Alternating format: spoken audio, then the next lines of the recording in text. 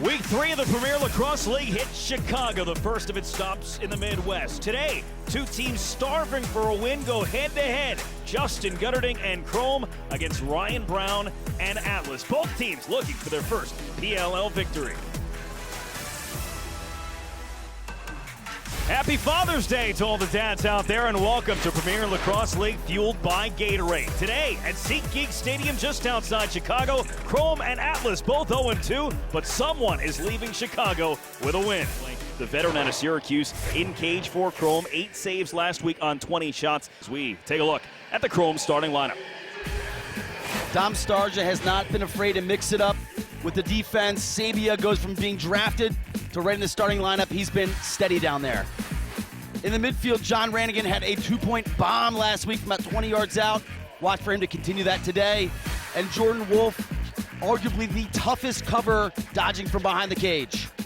And that Crowe attack will be up against Jack Kincannon in net again this week for Atlas. He was sensational week 1 in the loss to Redwoods. Last week he struggled early, gave up 3 2-pointers in the first quarter in an 18-13 loss to Chaos. We start with the intimidating defense for Atlas. And maybe the most intimidating, given the size of his arms, is Caleb Robinson, but he's the big koala, so he can't hurt you that badly, right?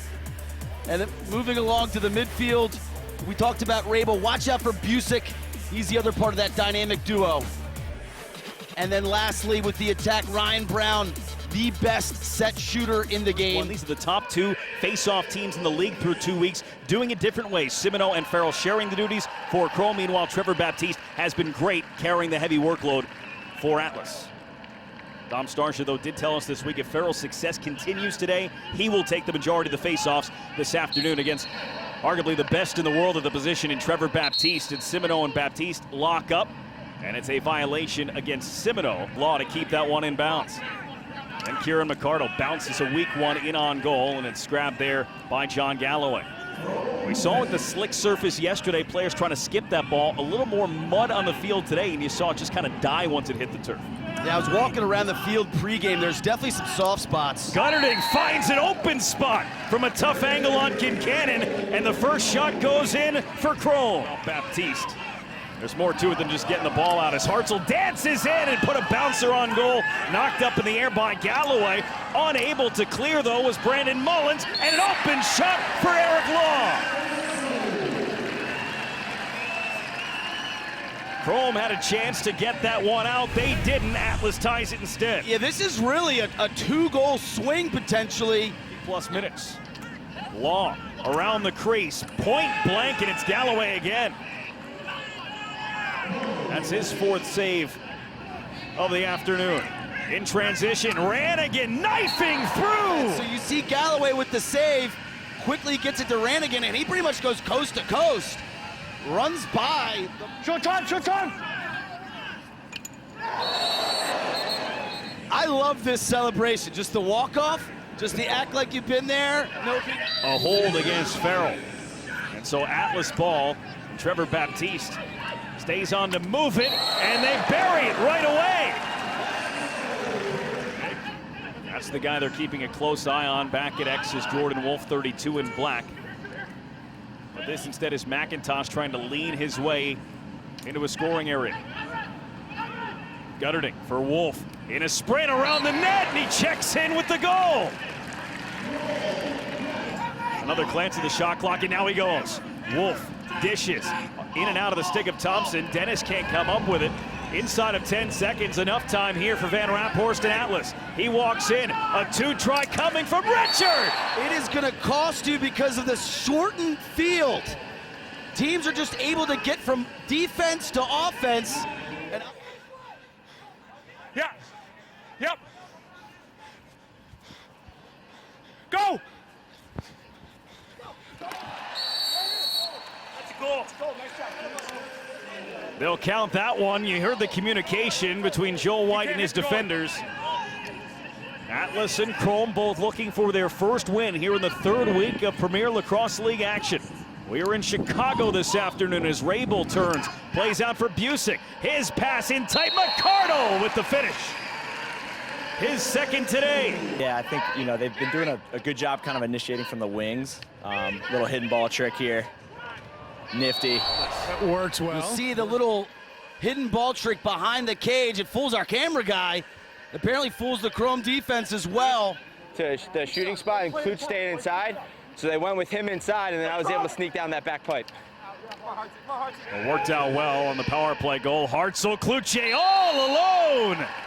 Hartzell has done a tremendous job today in transition, making smart decisions. He continues that trend today. 10. Busick, long dodge. Rolls off it, the pass over for Brown. Gives back off for Busick. Got the shorty on him in Hawes. Sneaks a shot through on Galloway. So when he goes underneath to his left hand, just let him go that way. Right now, they got Rabel and Brown stuck. I'm surprised they're not going at Brown. It's Crotty. Got an open look for Gutterding. First goal since the first quarter for Crowe. Still very much in this game as Gutterding spins and got the shot away, and Galloway knocked it down. It'll reset the clock. Flag comes as Gutterding was knocked down by Durkin. Meanwhile, possession still belongs to Crowe, and they draw another flag and a 2-ball. So once that slash gets called, and what an effort by Gutterding, by the way, to flick it over to Wolf.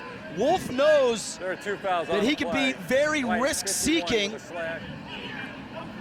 Crowe down a goal and with the ball. Rannigan gets it away and ties it. Known much more as a left-handed dominant player. I mean, look, that right hand is no thing of The grace. veteran presence of Joel White on display. Favorite part of that is the one-hand power cradle. Gutterding, the tight feed, and McIntosh the finish. Right here is where there's confusion amongst the Atlas defense. Who am I covering? Am I covering him? Am I covering him? And then you'll see this brilliant feed off of that slip pick. Drawing the slide, he's got a shorty on him now. He's got 2 players on him now. Tinney shrugs off McIntosh. Set up for Busick out high. 4 seconds and 3. A 1-point shot. He got it. Really heady possession here by Busick. Plays it back over for Busick. Busick trying to roll away from Crotty. Tinney tempted by that 15-point or 15-yard arc. Instead gives it off for Busick, and he's got the last 2 for Atlas. You can see Tinney probing, prodding, elects just to make the simple play to Busick. The subtle thing about that was Gutterding's injury actually allowed them to substitute defensive personnel in the midfield. Ryan Conrad stood up by Rannigan. Cloutier down, and the underhand shot from Ryan Brown. Opportunity for Sabia. He couldn't grab it. Ball available. And a nice job by Hawes to fight through that wrap check from Rabel. Manley dishes, an open look, and Crowe within 1. Scrappy ground ball play. Hawes comes up with it, but based off that turnover, the Atlas did not have enough personnel back, and Gutterding's able to cash in. And the backup, it'll stay with Crowe, and now Jordan McIntosh. Got the shot away and scores!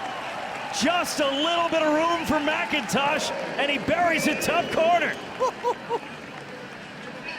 Gotta know that McIntosh is coming back to his right. 15 seconds left on the shot clock. Busick on the short stick. Shoots, scores! Connor Busick, his 4th Atlas lead here in the final minute. But Atlas, if they can hold on to it for 12.7, can grab their first win. They play it to Kincannon behind the goal. Wolf has to come and put the pressure on. And Durkin will heave it into the air. And Atlas hang on and can celebrate their first win.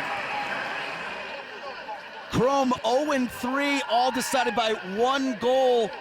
Kind of always the bridesmaids situation. Atlas finally get off the schneid. Our final score, Atlas 13-12 over Crowe. I'm Brendan Burke saying thank you for watching the Premier Lacrosse League. We'll see you next weekend in Baltimore.